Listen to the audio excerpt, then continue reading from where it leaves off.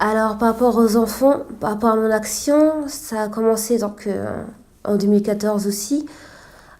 C'était dans le cadre de la politique de la ville, c'est-à-dire il y avait un projet, c'est Lire ma ville, aider les enfants à s'approprier leur quartier, à porter un nouveau regard sur leur environnement quotidien. Et ça se faisait sur plusieurs ateliers.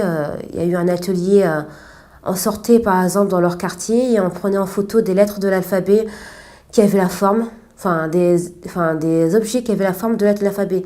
C'est-à-dire qu'il y avait par exemple un arbre, il peut avoir la forme d'un Y, on le prenait en photo.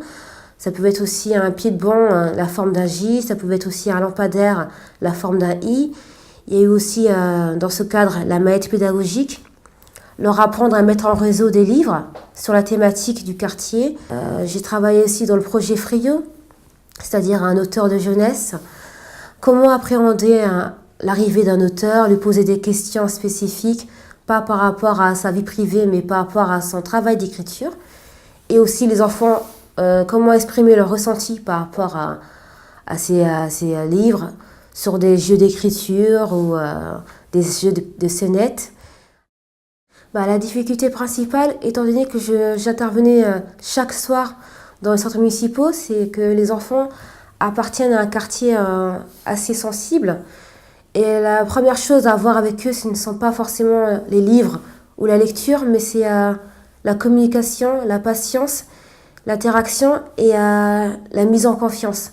C'est-à-dire que ces enfants-là, à partir du moment où ils vous apprécient et vous rentrent un peu dans leur monde, il est facile de faire plein de choses avec eux. Par exemple, dans le projet Frio, il y a un animateur, Alexandre.